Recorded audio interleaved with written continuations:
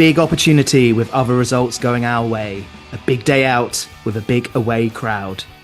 A big disappointment.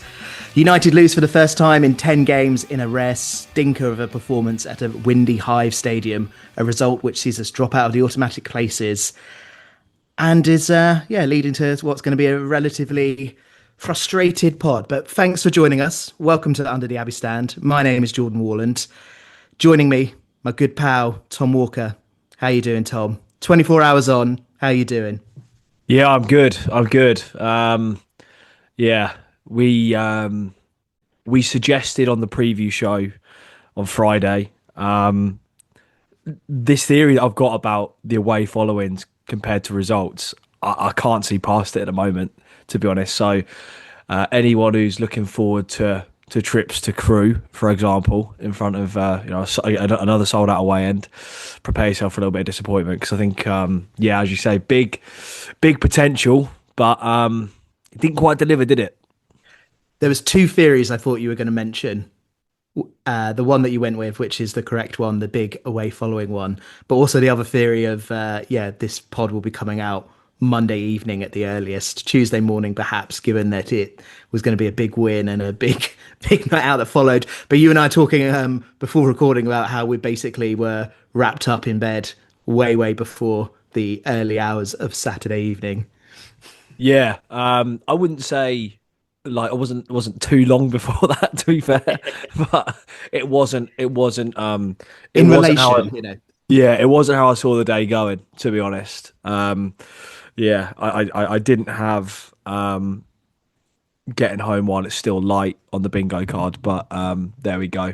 Such is life. Don't let me end this pod without telling you how my evening ended. I think it might cheer you up. Let's stick that at the very end of the running order.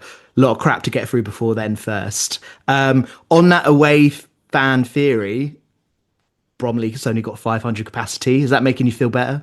Yeah, no. Like it genuinely is. Like seriously, I'm obviously, look, we would have loved a larger allocation for Bromley, I'm sure, and I'm sure we could have sold that allocation out 3 or 4 times over. But there's so many examples where this just hasn't been the case, right? And I like Newcastle, for example, is probably a good one. Ipswich away, that sort of thing. But I just have this feeling that as soon as the away following tips into 4 figures, that's where we're struggling a little bit. And there's like a London element as well, isn't there? Like you have to go a long way back for a big London away win. I think probably that Orient away,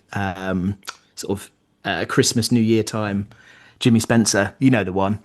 Not including the balcony one, because obviously there was no one in there. But yeah, you had that London factor in, and it's like, actually, no, tell a lie. Wimbledon. Wimbledon. Yeah. But not very many. It feels like a lot of disappointments when we go down to the capital on an away day. You mentioning Crewe just made me remember something that was being discussed on Saturday. Disclaimer, I'm going to try and not fall into that instinctive reaction of, oh my God, we've lost, we're out of the top 3, everything is awful, toys out the pram, pod, which I think, us and a lot of people listening maybe have that gut reaction, but try and keep it a bit mellow, a bit more reflective. So this is my one deviation to that rule that I'm going to apply to the pod.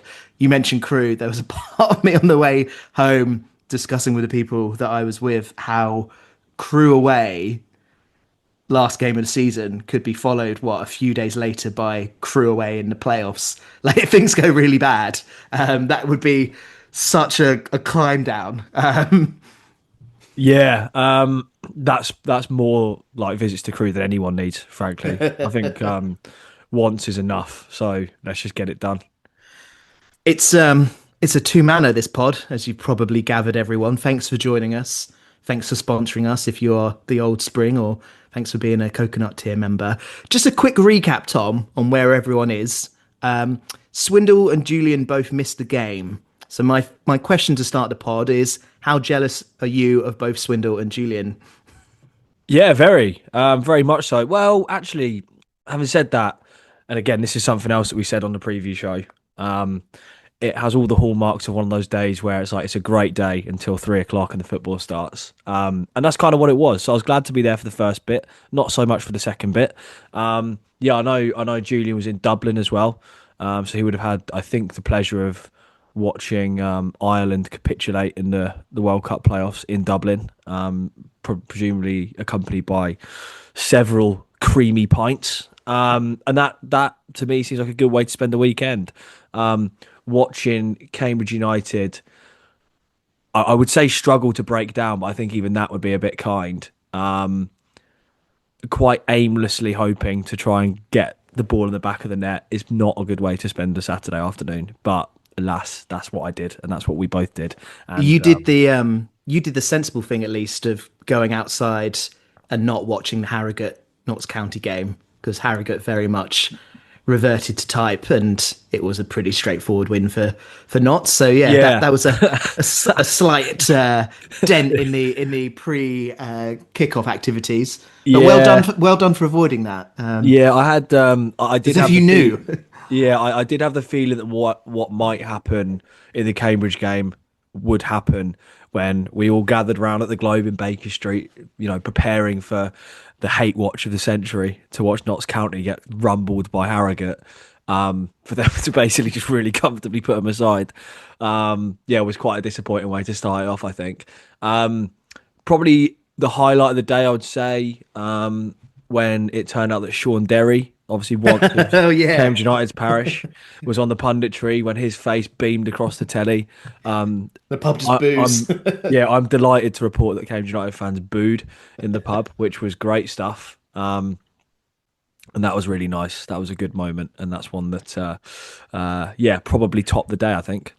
I don't know if you clocked them, but there was a load of people there that were obviously going to, I assume, a wedding because they were pretty dressed up. Looked very confused at the booing of the TV.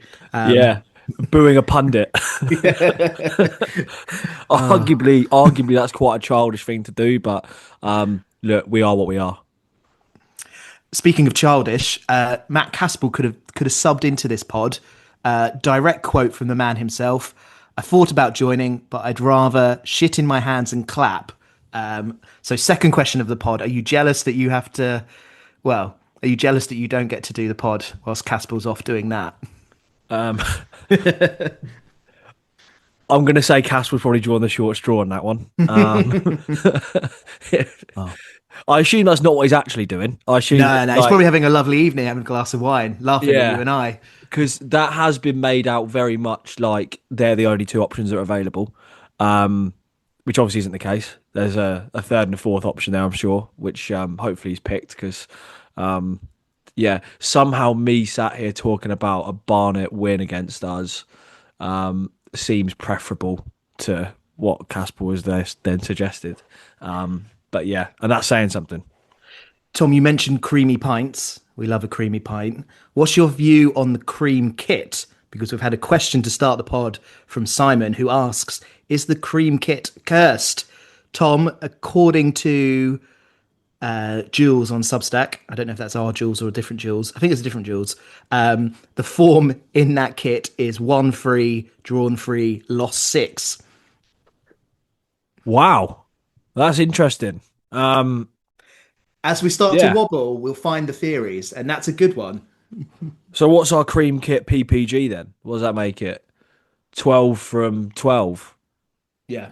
Oh wow, a point a game. So we are significantly worse on our average in the cream kit than the stripes or the black kit. I think you have to say that's pretty definitive. Um, you cannot argue with the data, Jord. Yeah. It's nothing to do with the wind, nothing to do with the tactics. It's all to do with that kit, which is a shame because I quite like the Emerald City Green, as it is referred to on the comms. The game itself, then, Tom. Let's start with the classic Tom Walker hot takes. I Give it to me, mate. Give it to me straight. I don't know how hot a take it'll be, but I thought it was quite shit. So we'll start with that. Yeah, not a good afternoon. Not a good afternoon's work. A bad day at the office. So much so that I'm tempted to just kind of totally write it off and just be like, look, it is what it is. Take your medicine and go again, which I guess is what we have to do. But yeah, we were just poor. We were just poor. Never quite got into it. I mean, as a contest, I think the first half is probably the worst football match I've seen, and that literally follows the England match the night before, which was not much better. And yeah, I think we just it never felt like we quite got to grips with it to No. me. And it never even really felt like there was a moment or a period in the game where we had a bit of a head of steam, where it felt like we had something could be coming, and it wasn't one of those afternoons like, I guess, a bit like Harrogate in many ways, where you kind of spend most of the game piling on the pressure and you just can't quite find a bit of quality at the end. I didn't even think we quite had that, to be honest. We just looked a bit unsure. I think Barnet probably take a bit of credit. Like, I didn't think they had to be at their best necessarily, but they did enough. They made it very difficult for us, and credit to them for that. Obviously, they were a good side when they played us at the Abbey, and obviously have done a bit Off the back of a great of result as well, right? 3-1 at MK Dons. yeah. So Go to this lot. Bromley next. That would be an incredible treble if they do it. I hope they Yeah, do it. I hope they do it, mate. yeah, me too. I mean, well, this lot of known mugs, that's for sure. But yeah, I think as with most games at this level, maybe save the games against MK Dons because of budget, but and maybe Notts County as well. I guess we go into these games and I think the facts are pretty simple. If Cambridge United put in a performance which is 7 or 8 out of 10, we probably come away with it with a result. And such as the quality that we've got available to us, even more so now that we've got sort of players like Mayer back available, and obviously in a position to start the game. And yeah, just a really frustrating one because as much as we kind of joke about the London thing, we joke about things like, oh, we cursed in a cream and green kit, and we cursed in front of 1,000 plus away fans. It did have a lot of potential, and that's just talking for it. Talking about it in terms of I guess the experience of going, and obviously how enjoyable it could have been, but what really compounds it is just what happened around the rest of the division. I think obviously Notts County, fine, like they obviously pick up a good result. They're a good side. They're beating what is realistically a very poor Harrogate team. Then when you look at the rest of the results, you think there was such a big opportunity there just to really make a bit of ground up. And I think what really has happened to the table is that it's just remained really bunched, and that's kind of not what we want. I was going to ask, like, because we had, I think we had this question in, like, is the result? Obviously, the result is bad for us, but given the impact of MK and Bromley both losing, does it mean that the result is even worse, which is what you've just alluded to there, because we've missed the opportunity to make up ground or leapfrog or whatever? Or is it good? Have we got away with it to an extent? We've thrown in an absolute stinker, come away with 0 points. Yes, we've dropped a place because of the Notts County result, but with the others losing, we've not lost that much ground. Like, I don't know, are you 6 of one, half dozen of the other on this, or are you very much in the camp of it's a bad result? We could have gone marching on a bit. I kind of get that. I can kind of get on board with that. I think if you sold it to me a little bit more, I'd probably join you. I think, but it's just I think the kind of the optics, I guess, of dropping out the top three makes it feel quite bad, and just makes it feel just a little bit more depressing. Really, Hmm. is probably what I'd say to that. I get what you mean, and arguably it's not the worst day to put in that sort of performance, but I do think we're at a stage of the season now where it's about taking the most, kind of taking advantage of any little slips, and obviously that we can talk about Bromley and all we like, and I think if you go back 3 or 4 weeks, I was pretty consistent in the suggestion that really they're the only ones that we should focus on, because really we shouldn't be looking at just the top three. We should be looking at making a serious tilt with the title, which I guess is still possible, but you have to look at it as well and say they're 7 points clear of us. Obviously, we've got a game in hand, we've still got to play them, so it's not insurmountable. But the focus really has to be on that top three now, doesn't it? And ambitions of the title maybe are for another day. So yeah, I think I just think on the face of it, it's really hard to get over the fact, one, that we've dropped out of the top three. Look, there's still a long old way to go, of course, and I'm sure plenty of twists and turns in there. But the other bit being, yeah, just on a day where so many others around us fell short, we couldn't quite capitalise on it, which would have been just such a good thing to go and do, which we weren't quite able to. Yeah. Sticking with the run-in, do you think Saturday can be spun in any way in a sense of calling it a bit of a wake-up call, going into these final group of games and say, do you know what? Things can happen. It's not going to be a straight walk to the top three. Is there a world where Saturday, I'm not going to call it a positive, but like, is it maybe something mentally for the group of players to say, actually, hang on a second, we need to buckle our ideas up here. Like we're not, it's not going to be easy getting across the line. Like, could Saturday be some sort of wake up call? Do you think? Yeah, I think so. I think it has to be. Um, and look, the positive thing is, I guess if you're looking for reasons to, um, you know, be hopeful that we can still achieve what we want to achieve, which fundamentally is going to be automatic promotion. I think you look at the way that we've responded to Yeah, setbacks in the last few months, and you have to say that would be in a pretty good spot. If we can basically just repeat the trick and respond to this in the way that we did the Harrogate game, for example. What obviously followed that was 9 games unbeaten. All right, we've fallen short of Barnet, but if we respond in that sort of fashion, probably we'll go up automatically. So there's that. I do think it's a bit of a wake up call. I think you know I think you're probably trying quite hard to spin it if that's what we're calling it, because obviously you would much rather have taken a point out of the game and be sat here going, "God, we got away with one a little bit there. We're a little bit lucky, not our best," but it shows the character, the sort of need to go on and win automatic promotion. But yeah, I mean, look, these things happen. All teams have them. League Two, I think, is a division which has a habit of biting you on the backside when you're least expecting it, and that's kind of exactly what's happened. yeah. If we respond how we did compared to the Harrogate game, obviously, yeah, like you say, 9 unbeaten and some pretty important results and performances in there. And no more so than beating Salford at home, which is very similar to the next task that we have on Thursday night when we entertain Swindon. It is 9 unbeaten, but there's an interesting question here from Stan that says 2 wins in six, 3 in 8.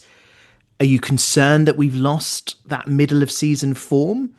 Where's your head on this one, Tom? Because I feel like if I asked Neil Harris this, he'd be talking about how this is the time of the year, time of the season where odd results happen and anyone can beat anyone or anyone can take points off anyone, and so form does sort of come under question a little bit here, which is fair. MK Dons have just lost two on the bounce, and Bromley lost at the weekend. But underlying that, are you with Stan on this one? Is there a little bit of worry about the form? A little bit, and I can. Depends if we're wearing that cream kit, I guess. Yeah, well, that will do it. That will do it. Do we have to play in that again at any point in this season? Maybe crew, would that be, or can we just play in? Crew, Presumably we could play wear the black, surely. yeah, or just a home kit, I suppose. Yeah, yeah, yeah. Who else have we got? Cheltenham, Cheltenham Bromley wear white, so you wouldn't wear it there, would you? I think it might be done, mate. might be done. Well, there you go. Unless you see it in the playoff final. That's It's good just like, stuff. oh, You're, yeah. you're asking me if I'm worried about our form when we don't have to wear the cream kit again. There you go. Job done. Yeah, I can sort of get on board with that way of thinking, but what I would say is like you have to, it's kind of Harris has kind of dug his own grave for it really, because realistically we were so good like around Christmas. I can't remember what it was. What did we go, like 14, 15 games unbeaten? And Yeah, within like that won there six were, in a row, something like yeah, that. like there were tons of wins in there, and that's really what's got us to the point where we're at now, where we're talking about this and talking about title contention, and should we just be aiming for that or the top three? Realistically, we were probably quite unlikely to keep up that sort of form. Um, it would have been sensational had we been able to do it, but sometimes it does slow down a little bit. The reality, I think, is pretty clear. I think. All right, there's going to be other twists and turns in there, I'm sure, and yes, there's more games to play than this. But I think probably what defines our season is these home games against Notts County and Swindon. And the fact of the matter is that if you win both of those games, you don't have to be much more than average to go up, really, Hmm. in the rest of them. So I'm not that concerned, to be honest. But yeah, for sure, there's a couple of nights, or well, one night and one afternoon where you're desperate for us to just show up and put it right. Um, but yeah, we're still look, we're still in a great spot. I think look, Saturday was really disappointing. Of course, it was, but we've put ourselves in the best possible position. We've obviously got a game in hand on the other teams around us. If we win that, we'd go second, not even third, second. So still everything to play for. We're still a really good side. Just got to pick it up again and go again. Yeah, we'll obviously preview the Swindon game in proper in a different pod, but your initial thought now on just how big that game is, needing the response and quite frankly, knowing that we can't afford another performance like Saturday. How you feeling about that one?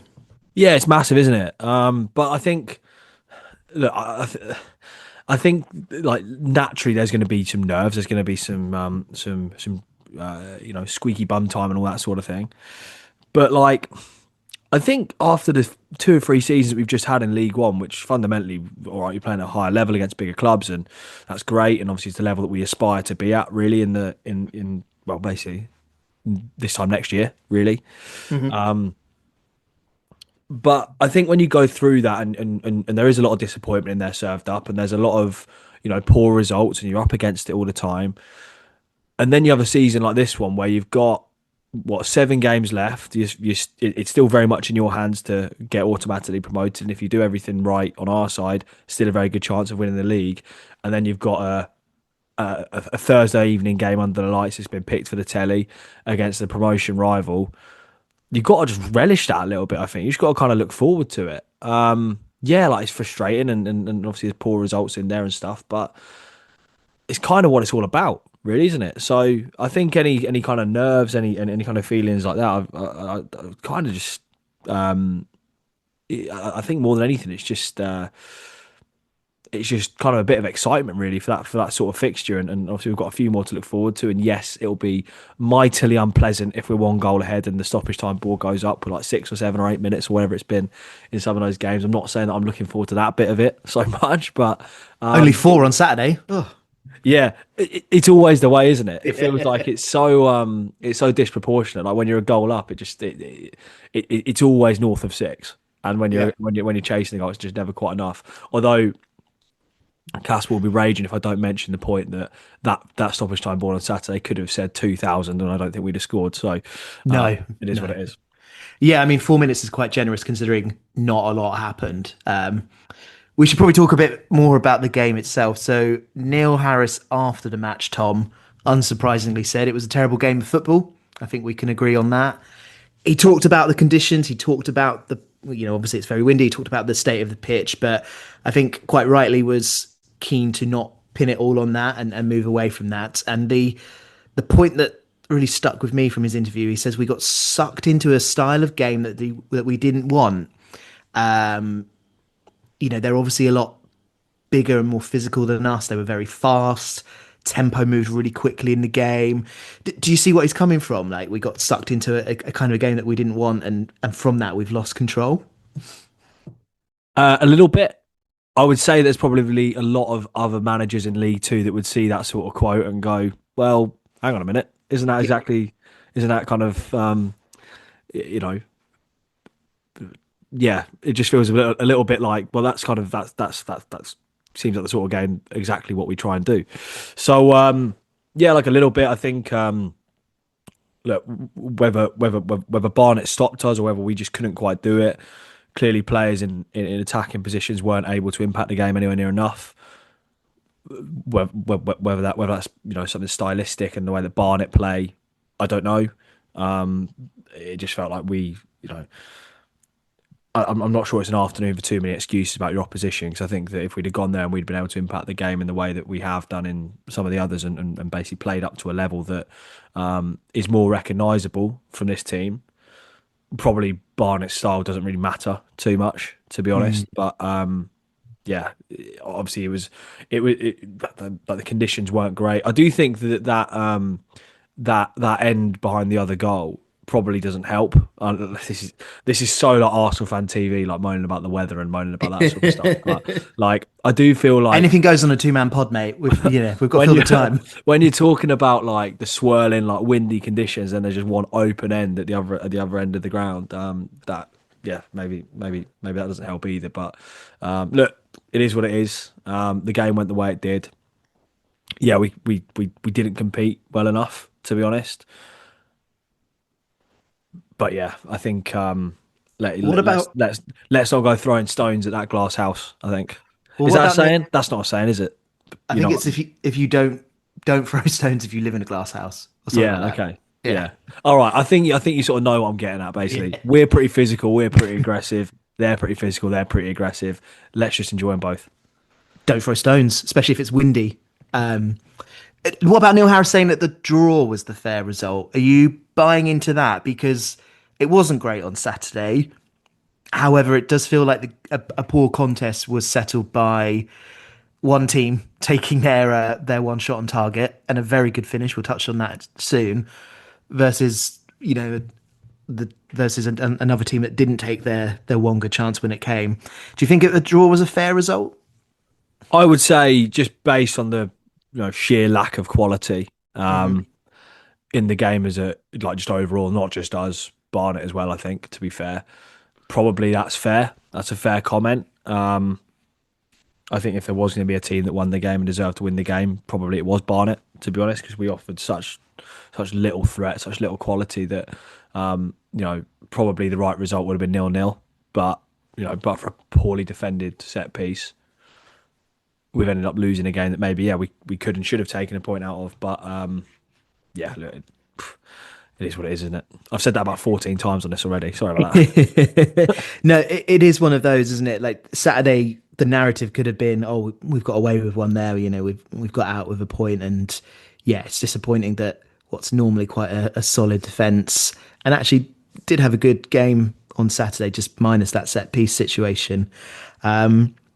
Just goes to show the lack of goals. I think we've been asked about that a couple of times this season. Whether those lack of goals and the instinct up front is what's gonna undo us, because it feels like we're getting to the point in the season now where we probably are more likely to not keep the clean sheet. Things are a little bit more open, things are a little bit more tired, and yeah, it feels like the lack of goals is a concern, and we saw that on Saturday because of the lack of any clear chances that we really made, apart from the free kick at the very end there. We've joked about the conditions, but we should probably talk about them. And I think my biggest frustration and my question to you, Tom, is how and why in the first half have we not learned or adapted or changed tactic from what it was that we were doing? And that was just hitting it long. Now, is that because of how Barnet hustled us? They were pressing well. We weren't able to play out from the back, and it resulted us going long, or was it a case of important players such as your central midfield players not showing up to allow us to keep it on the deck? What a big question. That's the $1 million question, isn't it? Yeah, I think I kind of want to focus more on ourselves, really, and like we've already talked a lot about Barnett's style and how maybe that's impacted us. And I get there's two teams on the pitch, so that's always going to have an impact. And I don't want to, seem like I'm just kind of writing off the idea that Barnet had an impact and that they were good and sort of maybe impacted the way that we could or should have tried to play. What I'd say is that I think. On the day, I think our key players either weren't on the ball enough, or when they did have it, didn't show enough quality. And I think that's basically what it boils down to, really. The thing about kind of retaining possession up front and being able to get out the pitch and have the ball stick is something that we've talked about probably for about 3 months. So that's not a new thing. And obviously, I guess specifically, you're looking at someone like Apparay. Can you contribute a little bit more? Can you maybe have a bit more of a presence up there? And if not, and if the answer to that is no, and the answer is that Barnet are too strong or too quick or too powerful or whatever it is, then you're right. Like you have to change something, and that wasn't what happened, and that's probably in part why we sit here talking about a a defeat and why we're sat here talking about not being able to impact things at the top end of the pitch. And when you've got someone of like Ben Knight's quality, for example, the last thing that you want is to have the ball sailing 50 yards over his head. You want him on the ball, you want it on the floor, and you want him impacting the game in the way that we've seen him do it so many times. And the central midfield thing, I mean, you come back to it time and time and time again. But even in like a run of games and a season where we've had mostly positive results, like probably the biggest disappointment really has been how Don Ball and Pelly Ruddock haven't been able to click together. Because when you're building your squad or when you're building the team in the summer, I reckon if you'd have asked anybody, they'd have said for sure those two are going to be our first choice central midfield players. But for whatever reason, it's just not quite clicking, just not quite working. And yeah, it's I think it boils down to more, you know, well, I suppose individual and collectively, really, just us not being at the races, just us not being Yeah. able to quite do it. And it did feel like we maybe just didn't quite have any answers or any.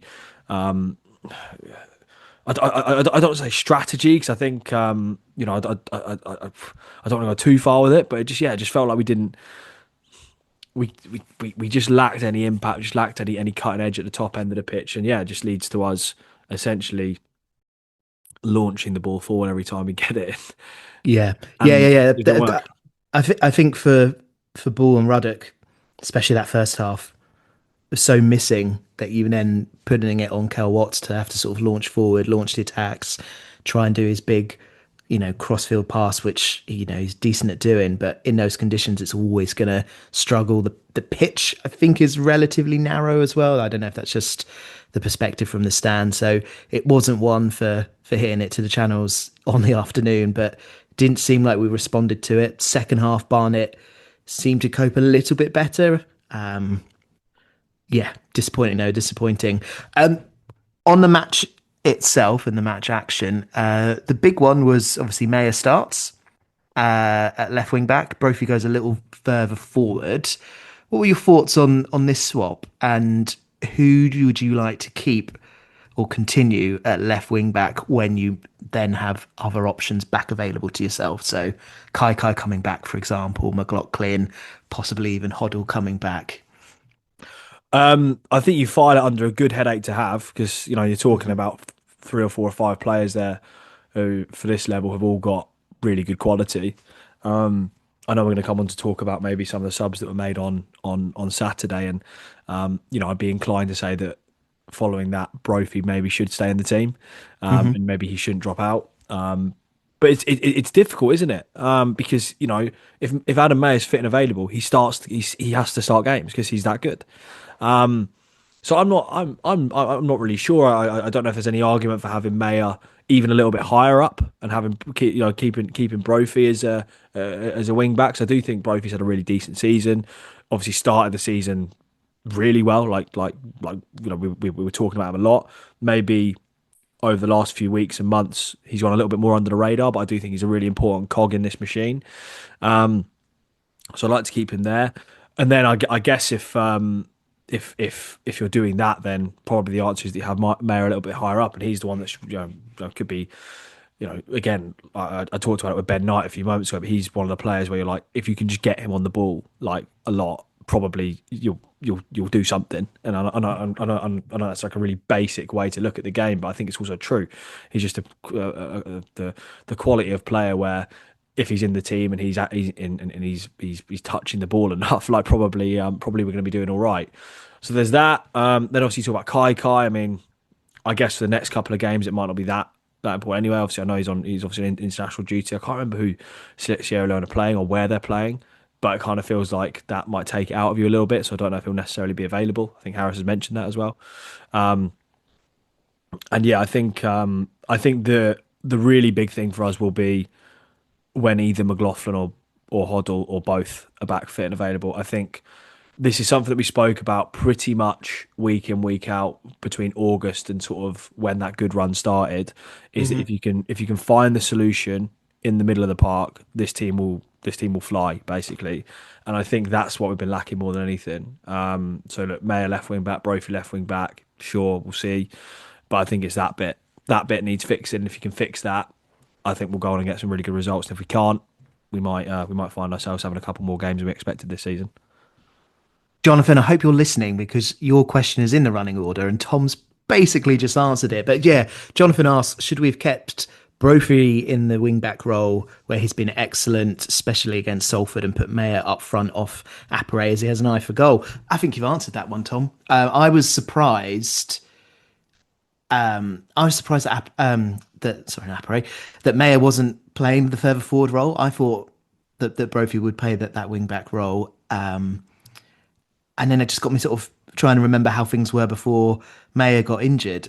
He was obviously terrific, but I seem to remember him sort of playing quite advanced in that 4-2-3-1. But I guess I'm probably getting it slightly wrong. We would have swapped to the back five. Yeah. Definitely played the back five when he got injured away to Chesterfield, didn't we? So, yeah, I guess, yeah, like you say, it's options to have. Maybe we see Mayer go a little bit further forward in the next game. Speaking of Brophy, though, he was swapped at half time. Shane Lavery comes on. And Tom has asked this question, mate. Did Neil Harris get it wrong by taking Brophy off at half time after he had been our best player in the first half? Do you think he was the best player in the first half? And do you think we got it wrong taking him off? Best player in the first half. I would respond with that by saying that I don't think that's a particularly big or shiny badge of honor to wear, because There's no trophy for that one. because it was pretty thin gruel, I think. But that kind of makes it worse, though, right? If it's really bad out there, the one that is sort of peaking Yeah, above the trough, like why are you sort of taking yeah, them off? I know why it takes him off. And we were talking about it before the record. He took him off because Neil Harris's words after the game was he wanted two up top, try and give us more of an outlet, try and pin them in against the wind. So there's a reason for it, I guess. look, I think the it, it's a frustrating one, isn't it? Really, because I'm going to use a word that we used several times on this pod a few years ago, but hindsight is a wonderful thing. Oh, I knew you were going to say Because that one. because look, I think after the first half, we could have been sat here so easily in an alternative universe where we don't make the sub at half time, make a sub after an hour, and we still go on and lose the game. And then everyone goes, why didn't you change it sooner? And it really, I think, if you're losing a game like that in that sort of fashion, probably the obvious sub is that you get Lavery on the pitch somewhere because he's obviously your threat and he's your goal scorer. And just as we've had the conversation there about what should happen when all these guys are back fit and available, and who should start where should Mayer start. Unfortunately, probably if you're going to pick somebody who has to drop out, and if we're talking about keeping our best attacking options on the pitch or the players of the most quality who can impact that part of the pitch, unfortunately, Brophy probably just does miss out. Like it's probably just the way it is. Because I think if you're withdrawing a Knight or a Mayer at half time, it's probably not great. It's probably not what you want to do. So yeah, I think that's the way that I'd look at it. I mean, look, we can call it a mistake, and look, we lost the game. So clearly the subs weren't able to have the impact that we'd have liked, and in that sense, yeah, fine, fair credit, and fair enough. Like you probably do question the manager's decision making a little bit, just because his decisions, his choices, his changes didn't have the desired impact, so it's not gone well. Like clearly, I guess factually, it probably was a mistake. But for me, I think he's made the sub that we really probably would have been screaming for in basically getting Shane Lavery on the football pitch. But it's just not worked out as we would have liked.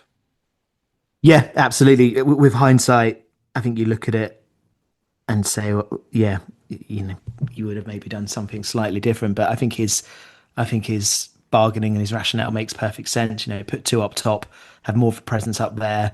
Apre struggles on his own anyway. Give him some support. Plus, also, just playing with the wind, a bit of extra sort of zip and pace, which Lavery brings, is not a bad one. I guess you could maybe look at it, and what might raise some eyebrows for some people is obviously Mayer's just coming back. So for him to do the full 90, I think he did the 90. I can't remember if he got subbed. Seemed surprising when you've got Brophy there. That's done pretty well at wing back. But yeah, at least he rolled the dice, and he rolled it early. Did it at half time, which is something that he doesn't always do. On Lavery though, We've had a couple of questions about Lavery, but I'll go with Philip's one.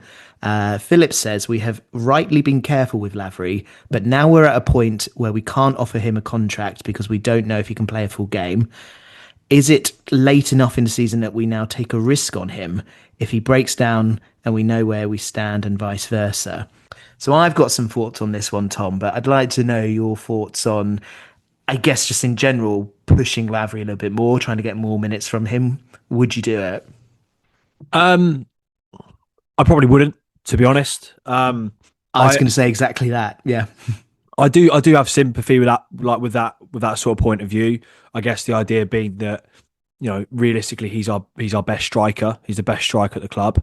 He's the best finisher we've got at the club, and therefore if we're going to win games of football, probably we've got a better chance doing it with Shane Lavery on the pitch than him sat on the bench. But there's a couple of things here, and I guess the idea would be that you basically just absolutely burn him out. Like he's out of contract at the end of the end of the season, of course, and if you look at it totally cynically, you'd probably say like, well, if he breaks down and he's out of contract at the end of summer, then that's no longer our problem to deal with, sort of thing. And if it helps us, gives us another 5% chance of getting across the line and doing what we want to do, then it's got to be a chance worth taking. And I do kind of get that. I think there's a couple of things. I think the one thing is, there are still 7 games to play. We do. I would much rather have Lavery available to play for half of the minutes of that, or 30 minutes, each game, because that's going to give us again like a really big chance. And I think if you just start him, you can bet pretty confidently that you might get 60, 70 minutes out of him in the next 2 or 3 games, and then something will happen. An injury will Well, happen. And that's the big thing for me because of the availability elsewhere. With Kwasi out, if Lavery gets injured, then you're just left with Nevitt and Appere. yeah, that's kind of how I see it. I think there's also a point to own about having a bit of a duty of care for the player as well. Um, wouldn't necessarily want to go too far on this, but I think we now know beyond any doubt what Shane Lavery's limitations are, and obviously what he can cope with. I think Harris has managed him pretty well. Really, to basically find a way that we can at least get him on the pitch every week, because that was obviously something that we just haven't been able to do in the 18 months, nearly 2 years that he's been with us. So I don't really see that just absolutely putting him to work basically it is necessarily the best way forward. Not the best thing for the player. I'm not sure it's the best thing for us either, to be honest, because I think look, the that striker position has been one that we've talked about now for 4 years, I think. Have we got enough up there? Have we got enough quality? Have we got enough goals? Have we got enough people, basically?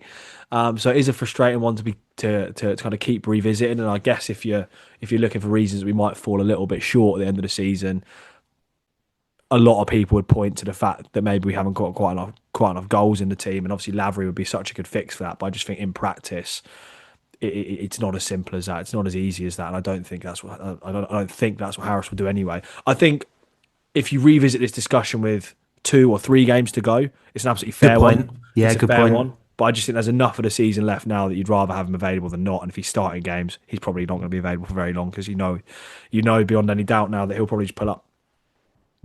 So Lavery for Brophy was a change at half time, obviously, but despite the changes, it was actually Barnet who started the second half brightest. They score very quickly. Talk me through the goal from your perspective, Tom. As an early goal either side of half time, so my first question. But beyond whether you saw it or not, I want to talk about whether it was a good move, a good finish, or whether it was poor from us and poor marking. Ah, dear. Lots of TVs in the understand bar at Barnet. To be fair, Yeah, which turned off when the second half started, which oh nice. is either good or bad, depending on what your viewpoint is. Um, yeah. Let's just say that bar is particularly well soundproof, because we had absolutely no idea that got in. It's a really nice finish. I'll say that. Terrific finish. Yeah. Look, from our perspective, it's a really poorly defended goal. I think marking at corners is something that happened a couple of times, or sorry, poor marking at corners is something that happened a couple of times during the afternoon. Like even if you just watch the highlights back, obviously the goal comes directly from a corner. It's not even like a second phase that we've like not defended properly. It's literally just corner comes in, bloke's unmarked, flicks it in the near post. I think it was the same player had another really good opportunity. I'm not sure when it was in the game. But if you go back and watch the highlights, he has the same thing, but he sort of like miskicks his shot. I think it's Collins. Yeah. I'm pretty so he obviously scored the goal. I'm pretty sure it's him that's left unmarked. It was actually the back post that time. So that's really disappointing from us. And we talked a lot, particularly on the preview show, and we've talked a lot in previous weeks about just what a ridiculously good team we are defending and how organised we are and how difficult to beat we are. So to see us concede a goal like that, which is basically just directly from a set piece, really, really frustrating. I'm sure Harris will be really upset about that. But yeah, I was going to say it's a nice finish. it feels rare that we've conceded from a corner this season. There must be examples that I'm not thinking of, but it's rare. So I guess that's a positive to spin. Just how well that we have been at what Neil Harris said at full time, that the basics. So defending and attacking at set pieces, and then also after the game, Neil Harris said that this is the time of the season where you see the importance of doing the basics right. And I guess that plays into my thinking of whether this is going to be like a bit of a wake up call. Maybe this is going to be something to drill into them for the remaining 8 games. Okay, so we go behind. How did you find the guy? How did you find the game after we went behind, Tom? Because it didn't feel like we had much emphasis or pinning them in or momentum until arguably the last 10, 15 minutes of the game. And even then, like struggling to think of many opportunities. We'll talk about the free kick from McConnell in a second, but just I don't know, I guess what I was most disappointed with leaving the ground on Saturday is you concede an early goal in a half. If you then add in the injury time, you basically have 45 minutes to correct it. And it just didn't feel like there was an urgency or a quality there to even get close to it. I'm really struggling to critique this second half because it was just such a letdown. Yeah, yeah, you're spot on. I think this is it. I mean, the first half was a really poor spectacle just all round, but the second half is the thing that I think most people will be frustrated with and probably a little bit fed up with. Really, well, not fed up. That's maybe a bit harsh, but that's the sort of thing that really does let you down a little bit. Big away following, all that sort of stuff. And we've served up absolutely nothing, really. I mean, the fact that you're talking about a Glenn McConnell free kick towards the end of the game kind of tells you the story like completely. We're not talking about a chance. We're not talking about a situation that we've created. I guess we've won a free kick, so that might be a little bit harsh, but you know, you're right. Like you're absolutely right. And I think with a game like Harrogate away, I don't want to kind of rewrite history too much. Obviously, we were very, very upset with the performance there as well. But at least there, like you have 40, 45 minutes. It was 2-1 after about half an hour, I think, that day. And then the second half was just total attack against defence. And you're like, all right, look, we've huffed and we've puffed. We just couldn't find the right quality in the end of it. It didn't really feel like that at Barnet. Like, you're right. It didn't feel like there was ever a moment where you thought, right, something's coming here. We're building up, and we might break them down at some point. Didn't really feel like that. Like, you're absolutely right, and it felt for all the changes that we made when Nevitt comes on, McConnell comes on. Obviously, we talked about Lavery coming on earlier on. Felt like for everything that we did, we just never really improved. And that was a real disappointment, I think. And yeah, look, we'll just have to move on to the next one. But we have to be better. We have to be better than that. If you're a side that has a serious ambition and a serious hope of finishing in the top three, you just need to be better. Simple as that. A couple of subs on the hour mark to try and change the game. Smith comes on, Nevitt comes on, Appere comes off. I'm trying to remember who else came off. It wasn't Don Ball. It was yeah, yeah, it was Mimpanzu, wasn't it? Appere and Pelly Ruddock came off. Did you get much from either of them when they came on? Do you think Nevitt's put much of a shift into stake a claim? How about Smith? Not really, to be honest. I don't like. I don't want to sound like I'm just digging these two out because I'm not. But I don't. So I don't think anybody really covered themselves in glory. You know, Brophy arguably has a good game, but that's Mhm. about it really. Um, and yeah, I think in an afternoon where you're just looking for someone to come on and give you a little bit, neither of them were really able to. Um, I think it's not a great sign when Nevitt and McConnell both end up on the pitch, both of whom I think we can make a fairly decent guess are not anything resembling Harris's first choice at all. So it suggests that we are kind of chucking proverbial little wall and hoping some of it sticks, basically. And yeah, it just didn't. It just didn't. None of the changes that we made, none of the players that came on had anything like the desired effect. And yeah, it was a bit of a letdown, to be honest. It was an interesting cameo for McConnell. He has obviously our only shot on target, a very good free kick, I thought, and a good save. But then he also has the last kick of the game for us and the corner that goes straight into the side netting. Um, so differing takes on that. But yeah, let's talk about the McConnell free kick. Goalkeeper handles the ball outside the box, just a yellow. I believe that's because it was deemed to not be a goal scoring opportunity. I take it you don't have any grievance with that one, Tom? No. No, it's right, cool. And then the free kick itself, I thought it was a decent free kick. Sort of good little curl on it, gets it over the wall, nearly catches the keeper out. Yeah, I mean that's it, isn't it? I mean, Yeah.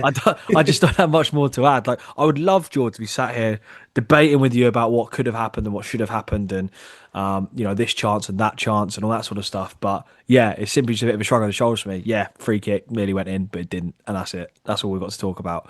And somehow we're managing to rattle out an entire podcast about it, but that's pretty much the sum of our efforts going forward. I can't remember who it was, Tom, whether it was you or Caspel. Might have been you. We're talking about Eastwood not going up for a corner at the end of Accrington away. He didn't even look towards the bench on Saturday with Barnet. He went straight up. So that was the one little pick me up from Saturday, seeing him blistering pace running forward to try and get in the mixer for that corner at the end. Wasn't to be though. I think that's it, mate. I think that's it in terms of match action. Anything that we've missed? It's that kind of afternoon where I really struggle to find items to talk about. It is just such a letdown, but really important that we get it right. Go again on Thursday. Yeah, that's pretty much it. I know, like you're feeling like you are forgetting something, but you're not. I promise you, you're not. There's not much else to talk about, mate. To be honest, there was a free kick, and that's about it. Checks Yeah, notes. Nothing happened. Yeah. yeah. Wow. I tell you what, mate. I was really, really concerned when it was approaching half time. I was like, this is gonna be a real, real grind. And Yeah. somehow, even though we've lost the game, at least it's given us something more to talk about. Um, which is horrible, obviously, but yeah. Uh, yeah, you're not forgetting much, and yeah, you're right. It's move on to Thursday, go again, and um, yeah, prepare yourself because I think there might be a few more twists and turns to come. Well, if we were worried that there was nothing to talk about, got my anecdote about the end of the evening for myself. Oh So yeah, I yeah, forgot yeah. about that. Hopefully the Let's listeners hadn't. let's loop back to that, shall we? Obviously get the train back. Only just made the train. Baker Street was being problematic. Got the train back with the Elius, good pals of your good self. Although apparently I think they all live in Littleport now. Get back to Cambridge Station. Have a couple of drinks. Have some lovely Disaronno and Coke. I moved on to. Um, Wow. cool time on the evening, Tom. At a sensible hour. Go walking home, and the train bridge to cross over from one side Oh yeah. of Mill Road to the other. I was just walking up the steps to get on the train bridge. What happens to me? Bird shits on my head, mate.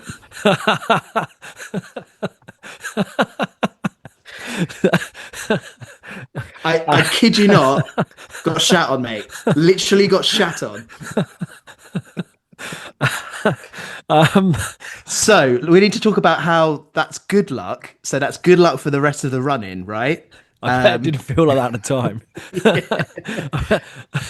I can't imagine your reaction was, well, thank God for that. That's nailed at least 4 points on Barista. So on a podcast where we've managed to not mention bee stings, we have talked about bird poop. So there we go. Let's 2-1 for the team. Let's hope it gets us across the line. I think with that, you've quite succinctly summed up Barnet away in one Yeah. in one short anecdote. Yeah, I simply got shat on. That's great. That's really good.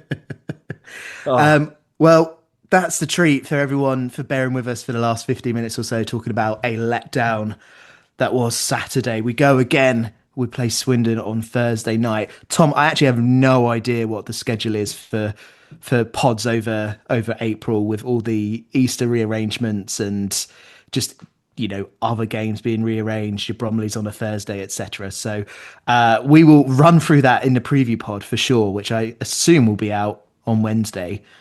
Also, now just worried, were we meant to be previewing it now? Nah, let's say not. And we're professional.